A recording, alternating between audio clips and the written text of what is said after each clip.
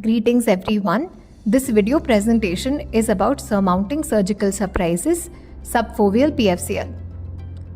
A 49-year-old female came with complaints of diminution of vision in the right eye since a week with the best corrected visual acuity of counting fingers close to face. On examination, she had a total rhegmatogenous retinal detachment with 2 horseshoe tears at 1 o'clock and a lattice degeneration at 6 o'clock.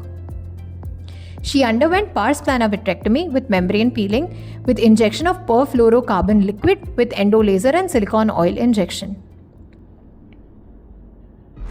To our surprise, on day 1 post-op, we saw the presence of a large subfoveal PFCL bubble. A revitrectomy was planned for her 1 week later, but she was lost to follow-up and came to us 3 weeks later with release of the subfoveal PFCL bubble and presence of a full-thickness macular hole. We performed a revitrectomy with inverted ILM peeling and re-silicone oil injection for her.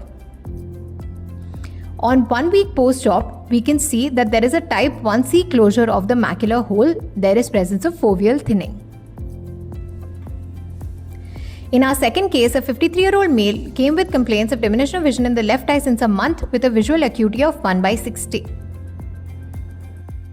On examination, there was presence of a total rhegmatogenous retinal detachment with 1 horseshoe tear at 6 o'clock and chronic retinal cysts. This patient underwent pars plana vitrectomy with membrane peeling with PFCL injection, endolaser and silicone oil injection.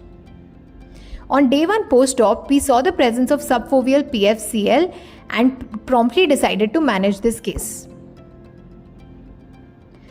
Before we move on to how we manage the case, let us first look at how does PFCL migrate subretinally.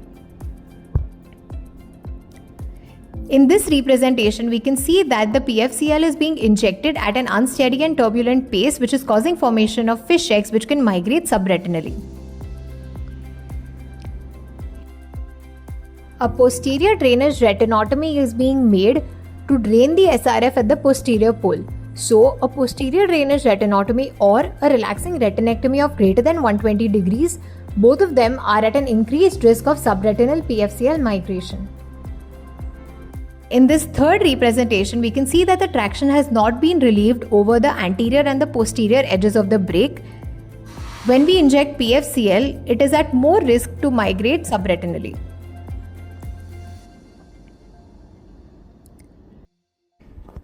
In this case, external scleral indentation is done by the assistant for a good peripheral vitreous base shave.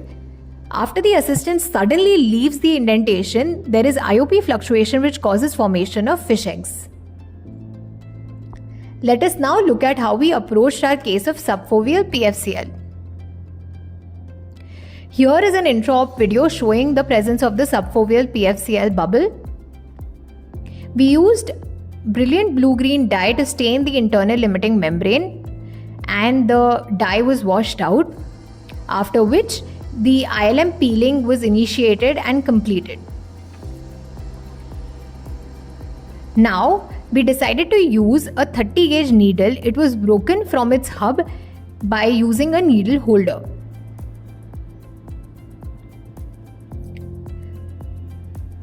This 30 gauge needle was now railroaded onto a 23 gauge soft tip cannula.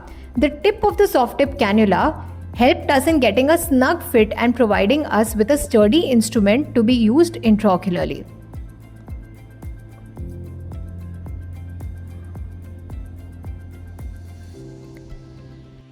Now a nick is being made over the PFCL bubble just by using the tip of the 30 gauge needle.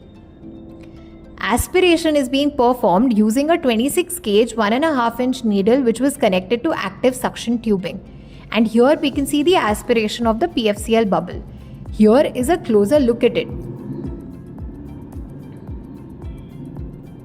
Intraoperatively, we can see that the subfoveal PFCL bubble has been removed. Post-operative day 7, we can see that the subfoveal PFCL has been released and there is presence of foveal thinning.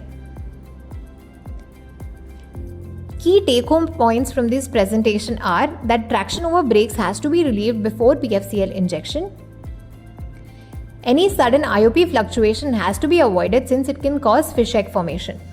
The cannula has to be placed inside the bubble again to prevent formation of fish eggs. PFCL should not be injected beyond the posterior margin of the break. Prompt removal of subfoveal PFCL should be carried out since it causes outer retinal and RP atrophy. Thank you.